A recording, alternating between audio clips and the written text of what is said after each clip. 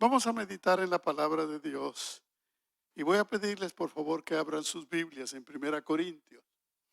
Vamos a buscar el capítulo 11 de Primera Corintios. Ponga atención, hoy tenemos un tema que habla al corazón de cada persona. No tiene que ver con su vecino, con su hija, con su esposo, tiene que ver con usted. Para cada uno de nosotros es la palabra. Por eso el tema de este mensaje es juzgándonos a nosotros mismos. Juzgándonos a nosotros mismos. Y el pasaje de Primera Corintios, capítulo 11, versículo 31, dice: si pues nos examinásemos a nosotros mismos, no seríamos juzgados.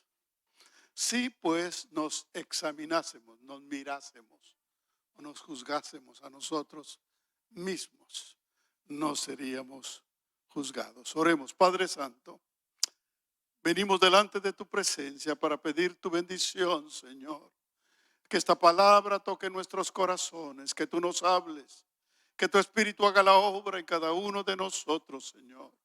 Que podamos entrar en un espíritu, Señor, de confesión, de sinceridad delante de ti, para que podamos exponer delante de ti nuestros corazones, Señor, y podamos ser bendecidos en lugar de ser juzgados. En el nombre precioso de Jesús te damos gracias. Amén. Muy bien. Dios hizo seres vivientes, pero el ser humano es el ser más complejo de todo lo que hizo Dios. Es interesante porque cada animal tiene su propia complexión, su propio organismo.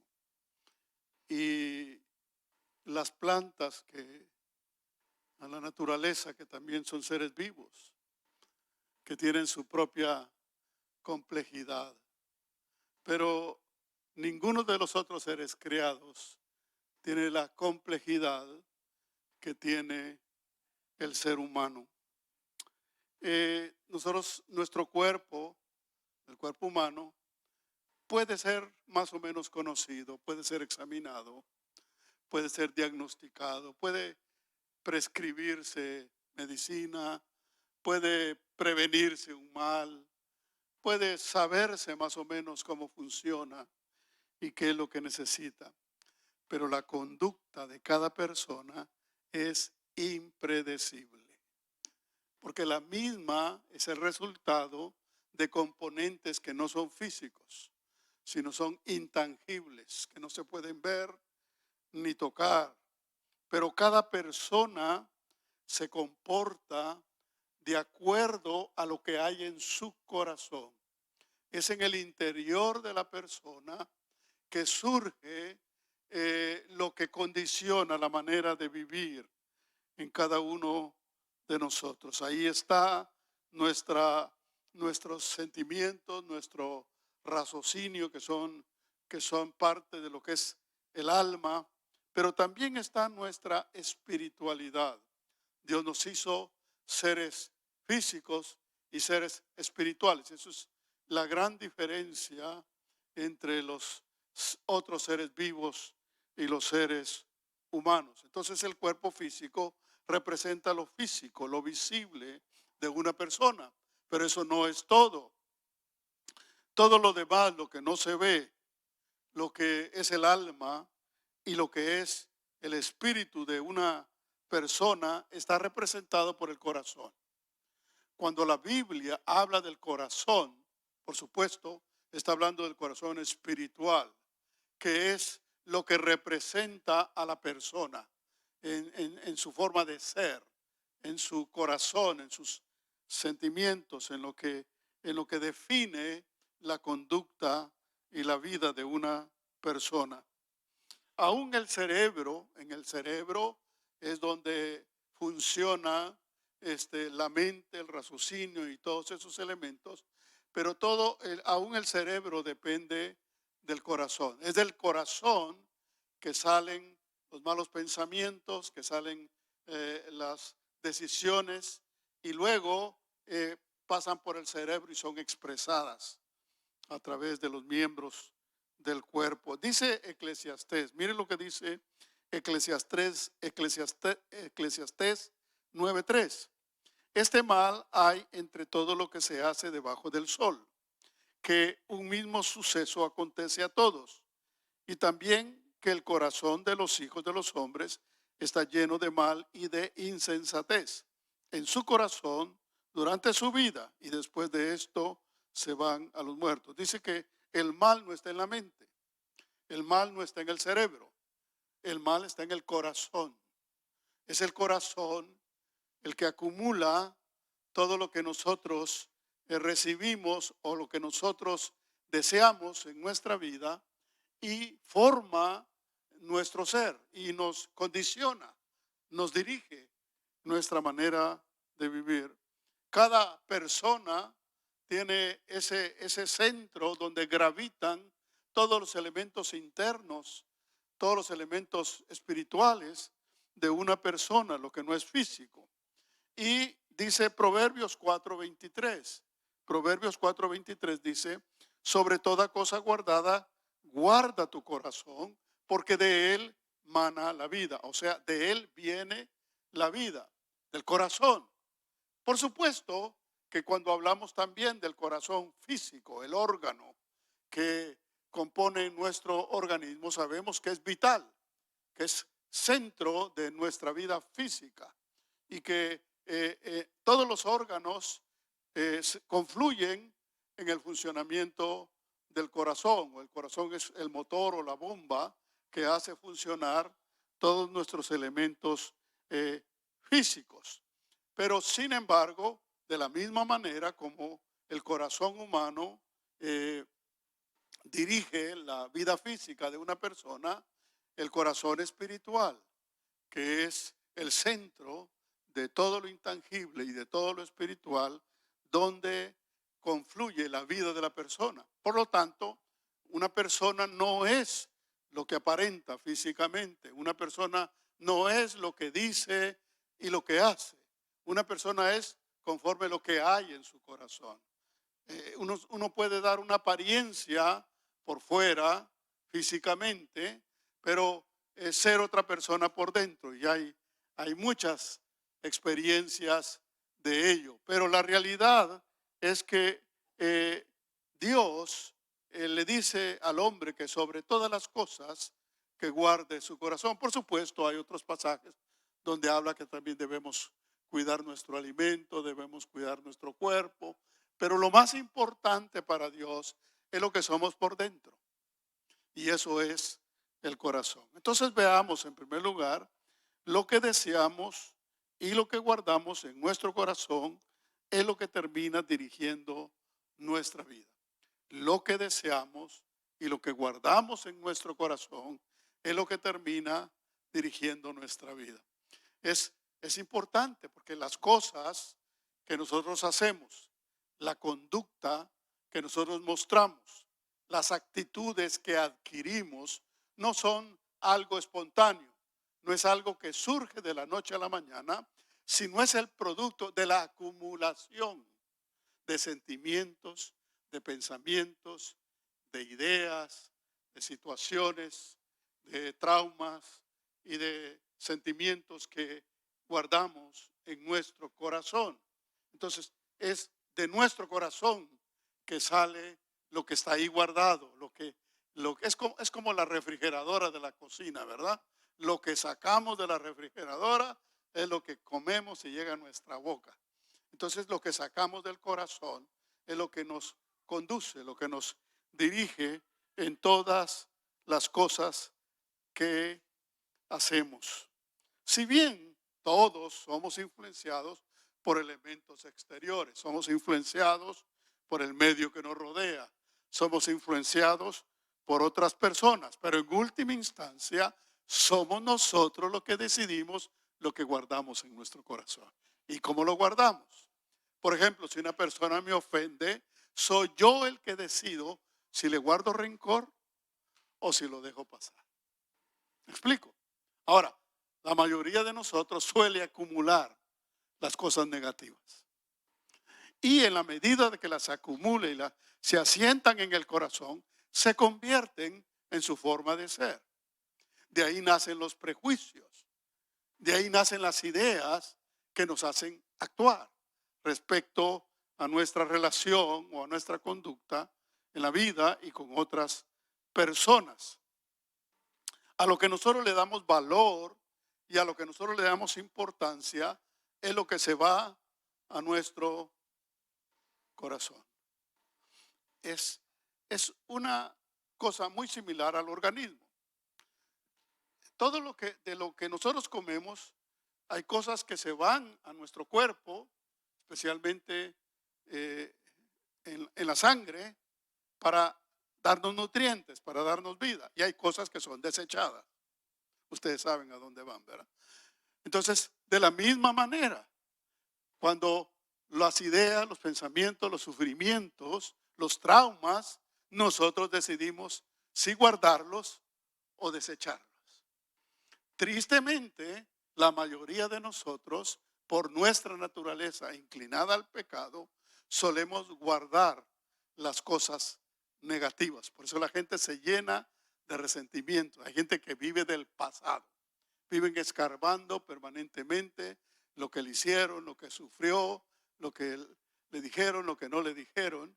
Y eso condiciona su forma de ser, condiciona su actitud ante los demás. Por ejemplo, una persona me hizo mal y esa persona que me hizo mal era de determinada nacionalidad. Y vengo yo y ya empiezo a formarme reservas respecto a las personas porque digo, todos los que son de ese país son iguales. Usted sabe de lo que estoy hablando. Eso es prejuicio. Y de esa manera nos condiciona en la manera en que nos relacionamos y en la manera en que nos conducimos. En el corazón se guardan traumas, complejos, odios, resentimientos, mentiras, prejuicios. Uno de los prejuicios mayores que afecta a la humanidad es el racismo. El racismo es algo que se ha acumulado porque se nos ha dicho que esas personas son malas, son negativas, o son aquí o son allá, y entonces ya creamos un prejuicio contra esas personas. Y de esa manera es que la humanidad sufre las consecuencias de la conducta de personas que expresan sus prejuicios de una manera extrema. En el corazón se guardan mentiras que pueden más adelante afectarnos en nuestra manera de conducirnos. Hay un famoso asesino que hubo aquí en Estados Unidos en los años 70, en la década de los años 70. Este hombre fue condenado a muerte porque mató a muchas mujeres. Él se llamaba Ted Bundy. Ted Bundy se hizo famoso porque nadie sospechaba de él. Era una persona correcta, era una persona bien educada, era una persona que hablaba muy bien, muy convincente y era amable y incluso era bien parecido. De tal manera que nadie sospechaba de él, aún cuando fue condenado, muchos lo defendieron y lo creían inocente. Ted Bundy era tan convincente cuando hablaba que decidió defenderse a sí mismo en los tribunales. No quiso un abogado. Y llegó, como les decía, a convencer, a confundir o a causar dudas en el jurado y en muchas personas y en el público en general. Pero las evidencias, obviamente, de lo que había hecho eran tan contundentes que no pudo evitar la pena de muerte. Ahora, este hombre era hijo de una mujer que le fue infiel a su marido.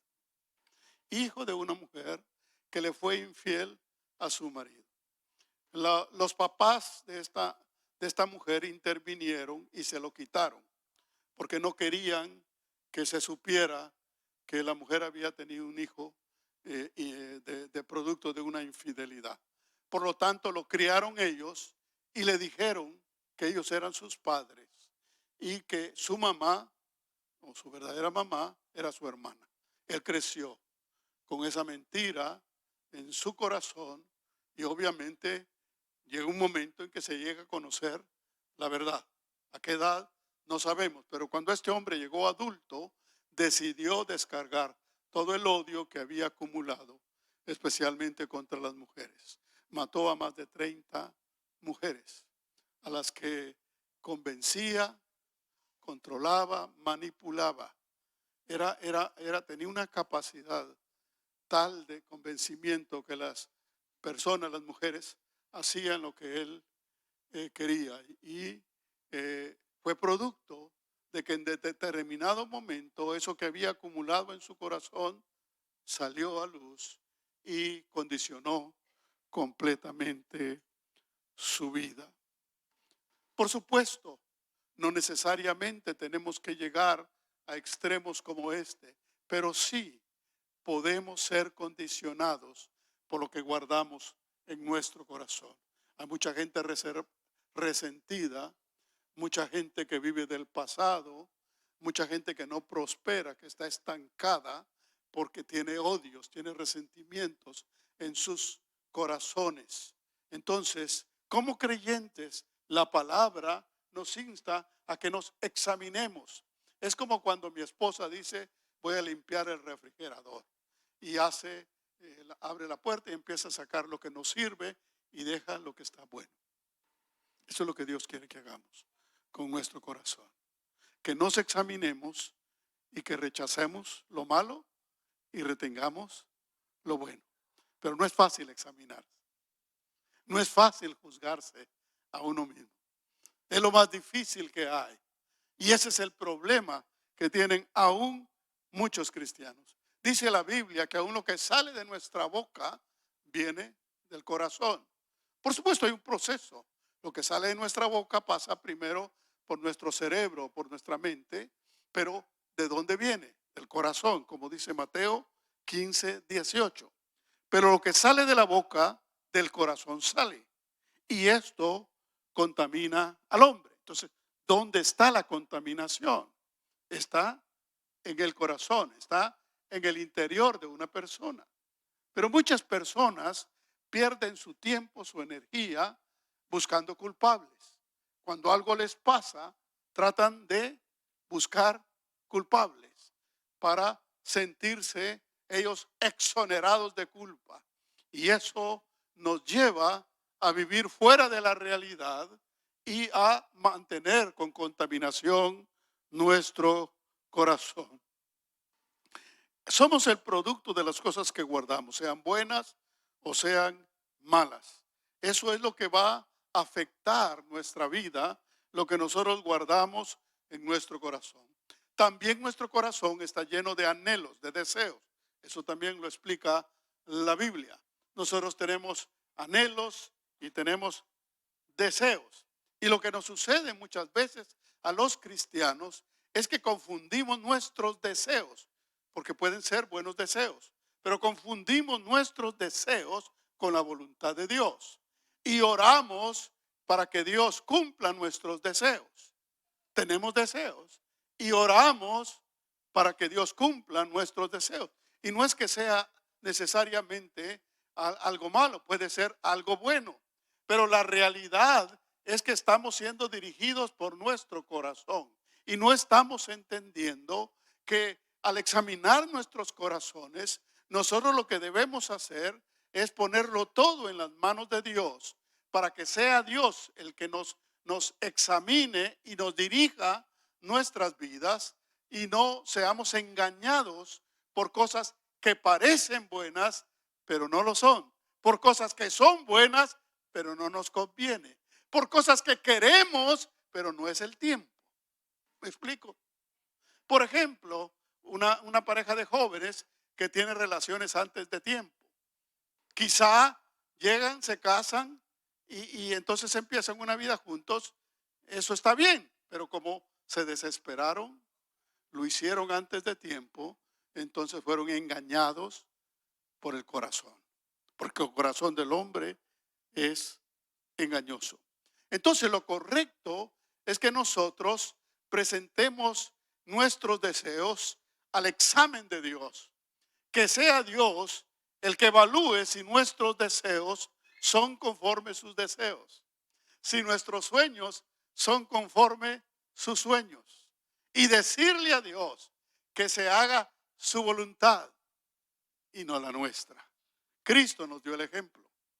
Cuando Él estaba muriendo y sufriendo en la cruz del Calvario, estaba cayéndole todo el dolor físico en la cruz y a la vez todo el peso del pecado del hombre. Y entonces ora en su dolor, en su agonía. Jesucristo ora y en Lucas 22:42 dice: Padre, si quieres, pasa de mí esta copa. Si puedes hacer algo para que yo no tenga que sufrir, porque esto es demasiado. Si puedes quitarme este dolor, quítamelo.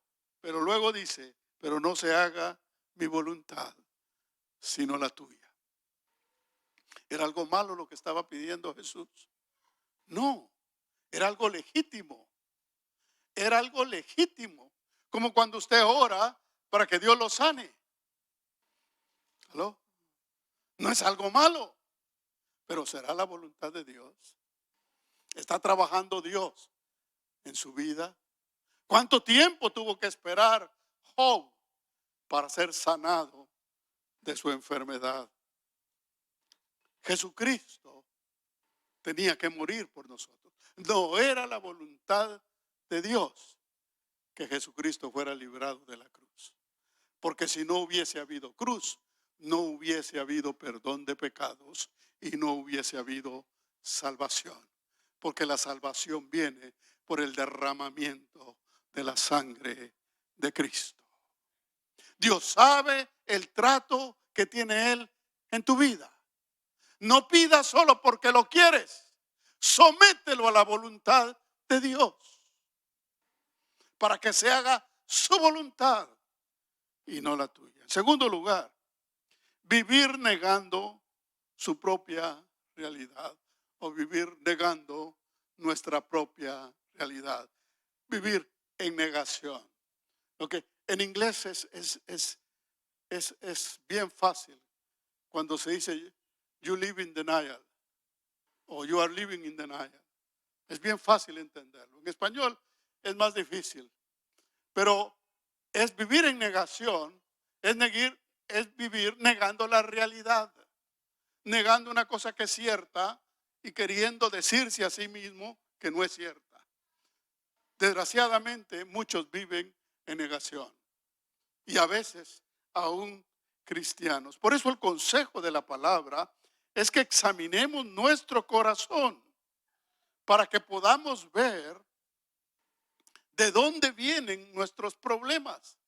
Nuestros problemas no vienen de afuera.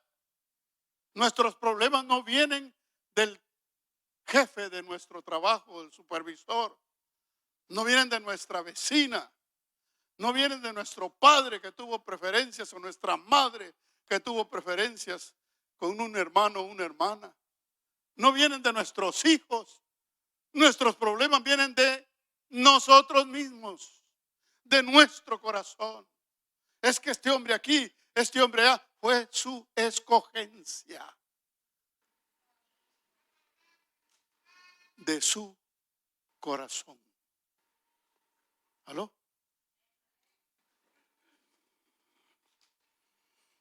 Todos queremos buscar culpables de nuestras desdichas, de nuestros errores, en lugar de examinarnos y reconocer dónde fallamos o dónde estamos fallando.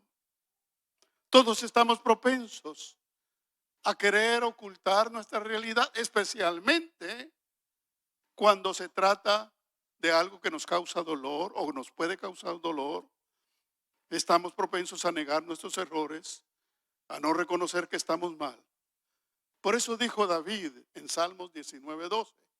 Salmos 19:12 dijo David: ¿quién podrá entender sus propios errores? Líbrame de los que me son ocultos. Esa es una tremenda confesión, una declaración extraordinaria, porque lo que esta declaración refleja es la conducta humana, es la inclinación que hay en nuestra vida y en nuestro corazón. David está diciendo aquí, ¿quién quiere aceptar sus propios errores? La verdad es que cuando se nos acusa de algo, lo primero que tenemos en la boca es: yo no fui. Bueno, si no, mírenlo en sus hijos, pues. Usted tiene 3 hijos o tiene 2 hijos y se le desapareció algo en la casa. Dice: ¿quién tomó tal cosa? Yo no fui, dicen los 3 al mismo tiempo. ¿Verdad? Entonces, ¿quién fue? ¿La hada madrina? ¿O un fantasma? No. ¿Qué es lo que sucede? Que el que lo hizo no quiere aceptar la culpabilidad. No quiere aceptar su error. Y no solo los niños, también los adultos. Tenemos en la punta de la lengua: yo no fui. Yo no lo hice. Se pelean los esposos. Cuando se pelean los esposos: es que tú me dijiste. No, yo no te dije eso. O yo no hice eso. O yo no fui. ¿Verdad? No se acepta la realidad y por eso los problemas se hacen más grandes. Negar la realidad no es resolver los problemas, es hacerlos más grandes. Todos sabemos que cada uno es responsable de sus actos. Sin embargo, cuando se cometen errores, lo más común es tratar de eludir nuestra responsabilidad porque no queremos asumir las consecuencias de nuestros propios desaciertos. Y en la vida cristiana, hermanos, ese es el atraso de muchos creyentes en su comunión con Dios. El no confesarle a Dios, el no aceptar, el buscar otros culpables, el negar la realidad. Por eso mucha gente vive en negación, negando su propia realidad, pero cada quien es responsable. En Romanos 14:12, Romanos 14:12, la Biblia dice: de manera que cada uno de nosotros dará a Dios cuenta de sí. Cada uno de nosotros. Cada uno de nosotros. Es como cuando Dios le preguntó a Adán, ¿verdad? Dice: ¿dónde estabas? ¿Qué hiciste? ¿Y qué hizo Adán? La mujer que me diste. ¿Y qué hizo Eva? La serpiente. Todos buscamos cómo eludir nuestra responsabilidad. Dios le habla a Caín y le dice: la sangre de tu hermano clama por mí. No fue a buscar a alguien más. Dios trata con nosotros, porque el problema somos nosotros. La negación es un mecanismo de defensa. Que estudian psicología saben eso. Es un mecanismo de defensa para evitar el dolor de la realidad, para evitar el sentimiento de culpa, para eludir responsabilidades. Y se manifiesta de diversas maneras. Por ejemplo, una persona que sospecha o tiene algunas pruebas de la infidelidad de su esposo, pero no lo quiere aceptar. No lo quiere aceptar. Y empieza a buscar excusas, empieza a negarlo. Vive en negación porque la realidad es muy fuerte y es muy dolorosa. Y esa es la tendencia humana: evitar el dolor, evitar el sufrimiento. Y entonces lo mejor es negarlo. No, no es cierto. No es cierto. Y se hace a la idea de que su marido es fiel. Y en muchas otras cosas sucede. Los hombres, o la mayoría de veces los hombres que toman licor, dicen: yo no soy borracho. A mí no me domina el alcohol. Yo paro cuando quiero. ¿verdad? Yo lo sé controlar. Yo solo me tomo un poquito. Pero la realidad es que son borrachos. Es que están dominados por el alcohol en diferentes niveles, pero son dependientes del alcohol o de las drogas. Yo no hago drogas, ¿verdad? Niegan su realidad.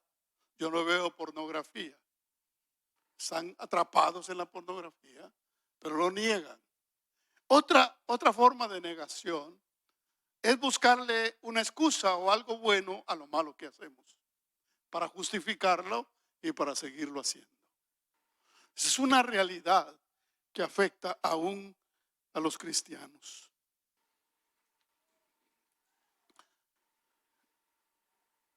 Todos vivimos y todavía estamos viviendo el tiempo del COVID o COVID. Pero muchos pasaron mucho tiempo negándolo. No existe. Es invento del gobierno. Hasta que les cayó. Hasta que les tocó a ellos o a un familiar. Yo no sé por qué usan máscara. Hasta que les llegó el COVID. Y aún habiendo tenido COVID, siguieron sin usar máscara. Porque la negación es algo fuerte que se empodera de uno y lo condiciona. Hay algunos cristianos, este es otro aspecto de la negación, que confunden la fe con la negación. Yo he escuchado a cristianos que me han dicho, el doctor dijo tal cosa de mi hijo, pero yo no lo creo. Yo sé que mi hijo está sano. Esa no es fe. Esa no es fe. Yo creo que yo soy un hombre de fe. Y es más, yo le pido a Dios que me dé más fe. En otras palabras, me creo de fe, pero sé que me falta fe. Pero le pido a Dios que me dé fe. Pero cuando una persona me dice a mí, yo no estoy enfermo, aunque el doctor lo diga, porque tengo fe, no es correcto. Porque en lugar de decir, de negar que tiene una enfermedad, lo que el cristiano debe decir, estoy enfermo, pero tengo fe de que Dios me puede sanar. Eso es la diferencia. Escuché una vez a un padre decir, los maestros y los psicólogos dicen que mi hijo tiene una deficiencia en su cerebro y que le afecta en su vida. Yo no lo creo. Mi hijo está sano. Eso no es fe. Eso es denial. Eso es negación. En lugar de decir, está bien, vamos a confirmar esto y vamos a darle el tratamiento. Porque sabe una cosa, qué duro aceptar la realidad. Qué duro aceptar la realidad. Y por eso muchos viven en negación. Porque de esa manera quieren evitar el dolor, enfrentar la responsabilidad que les corresponde. David hizo la diferencia. No porque él no hubiese fallado o no hubiese pecado, sino porque no negó su pecado, no negó su condición, sino que la confesó y la declaró delante de Dios. Salmo 51:3, Salmo 51:3 dice, porque yo reconozco mis rebeliones y mi pecado está siempre delante de mí. Yo reconozco mis rebeliones, pero ¿quién reconoce su rebeldía? Mire, hay un pasaje en el libro de Eclesiastés. No me acuerdo ahorita la cita, pero hay un pasaje en el libro de Eclesiastés que dice, no le pongas atención, mucha atención a lo que hablas de ti, porque tú también has hablado de otros. ¿Aló? Así que cuando usted diga, es que han hablado de mí, diga, yo también he hablado de otros. Porque si no lo acepta, usted vive en negación. No, yo no fui. No, yo no lo he hecho. No, yo amo a todos. No, yo no le hago mal a nadie.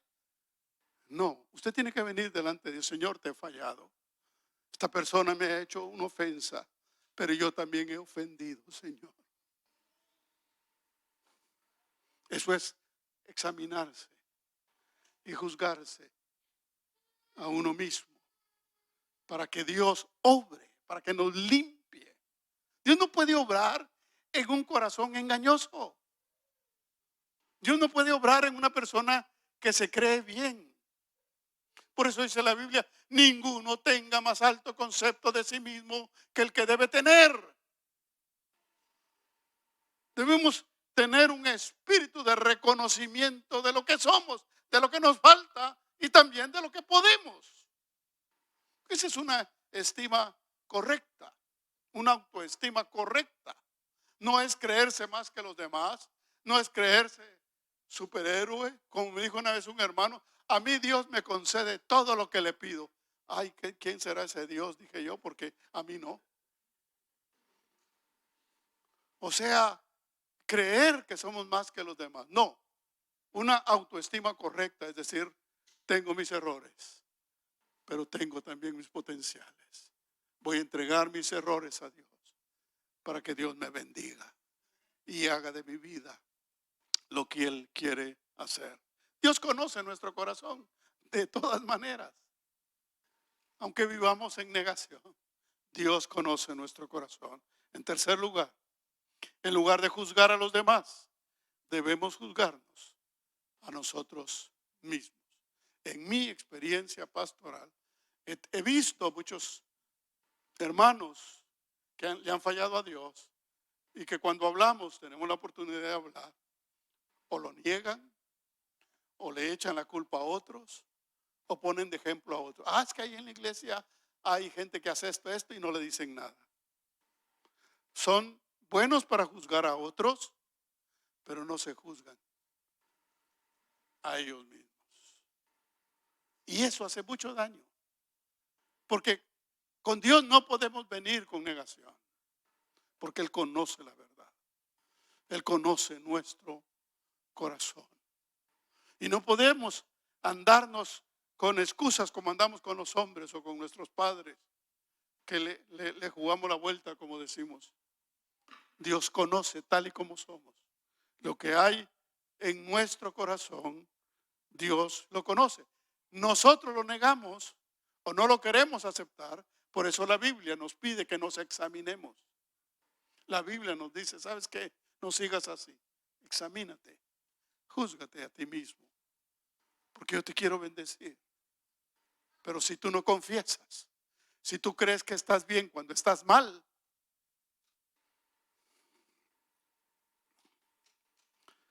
el apóstol Pablo exhortó a los pastores. Imagínense lo que Pablo le dijo a los pastores en Hechos 20:28. Les dijo, por tanto, mirad por vosotros. Lo primero que les dijo es, mirad por vosotros y luego, y por todo el rebaño en que el Espíritu Santo os ha puesto por obispos para apacentar la iglesia del Señor, la cual Él ganó por su propia sangre. Como diciéndole, ¿saben qué? Ustedes van a cuidar esta grey, pero primero cuídense de ustedes mismos. Su mayor problema no son los hermanos rebeldes de la iglesia, su mayor problema son ustedes mismos. Cuando alguien me dice o viene a mi pensamiento algo como decir, es que este hermano qué carácter el que tiene. Yo digo delante de mí, los hermanos también tienen que aguantar mi carácter. No podemos juzgar a los demás sin juzgarnos antes nosotros mismos. Si quieres tener libertad, si quieres tener bendición, deja de ver a otros y empieza a verte a ti mismo y preséntate delante de Dios. Porque David, cuando lo hizo, le dijo a Dios, ahora sí, Señor, examina mi corazón, porque entonces no serás juzgado. A eso se refiere el pasaje que leímos. Proverbios 16:2 dice: todos los caminos del hombre son limpios en su propia opinión, pero Jehová pesa los espíritus. Todos los caminos del hombre son limpios en su propia opinión. No, yo estoy bien. Yo estoy bien. Yo no le hago mal a nadie. Porque creemos que estamos bien. Pero si Dios pesa nuestros espíritus, no vamos a salir tan bien como creemos. Por lo tanto, antes de que Dios nos examine, examinémonos nosotros, a nosotros mismos, porque nuestro corazón es engañoso. Nos hace creer que estamos bien cuando en realidad estamos. ¿Cuántos jóvenes, cuántos adultos aquí en la iglesia se han apartado de la comunión? Y yo les he dicho: necesitas a Dios porque no estás bien. No, yo estoy bien. No, yo estoy bien. Te vas a ir por tal y tal cosa, te vas a ir porque no quieres oír la palabra. Y no, yo estoy bien. Es la excusa de la gente. Pero mire lo que dice Jeremías 17:9. Jeremías 17:9. Engañoso es el corazón más que todas las cosas y perverso. ¿Quién lo conocerá? Engañoso es el corazón más que todas las cosas, y todavía le agrega y perverso. Está hablando de su corazón, hermanito, hermanita que se cree santa y que vive en la presencia de Dios. De usted está hablando el Señor. ¿Cómo está hablando de mí? Por supuesto. Engañoso. Ah, no, yo estoy bien. Si hago esto, no, Dios sabe. Mire, ¿cuántas veces he lidiado yo con hermanos que se van de la iglesia y les digo: ¿ya oraron? ¿Ya oraron? Sí, ya oramos. Sí, ya oramos. O sea, como que estamos bien. Solo ya oramos y ya nos vamos. Y yo digo, se engañan a ellos mismos, porque su corazón los está engañando. Uno sabe como pastor cuando una persona se va de la iglesia bien y cuando se va por engaño del corazón. Uno lo sabe. Y por eso es que debemos examinarnos, porque tenemos un corazón engañoso, producto del pecado, producto de una naturaleza que heredamos, como dijo David: en pecado me engendró mi madre. En pecado no de la engendración o de la relación, sino en pecado de la naturaleza humana. Cuando fallamos, buscamos justificarnos en lugar de examinarnos a nosotros mismos y reconocer que el mal está en nosotros. El mal está en nuestro interior, no está en otros. No es la iglesia, no es el pastor, no es el coordinador, no es el pastor de alabanza, no es el que dirige tal ministerio. El problema está en mi corazón. Porque aun cuando me ofenden, aun cuando me hagan daño, soy yo el que decido lo que guardo en mi corazón. Santiago 1:13-15 dice: cuando alguno es tentado, no diga que es tentado de parte de Dios, porque Dios no puede ser tentado por el mal, ni Él tienta a nadie, sino que cada uno es tentado cuando de su propia concupiscencia. Concupiscencia es inclinación al mal. De su propia concupiscencia. Como les decía al principio, las cosas que nos suceden no son de un día para otro. Una infidelidad, por ejemplo, conyugal. No, es que se me presentó y no pude hacer nada. No. Es algo que usted vino acumulando en su corazón. Y como dice la palabra, de su propia concupiscencia es atraído y seducido. Entonces la concupiscencia, después que ha concebido, da a luz el pecado. Y el pecado, siendo consumado, da a luz la muerte. La Biblia nos habla, la Biblia nos advierte. No le echemos culpa a otros. Recuerde, nuestro corazón está lleno de todo tipo de sentimientos, de recuerdos, de traumas, de prejuicios, de mentiras. Es tiempo de ser libres.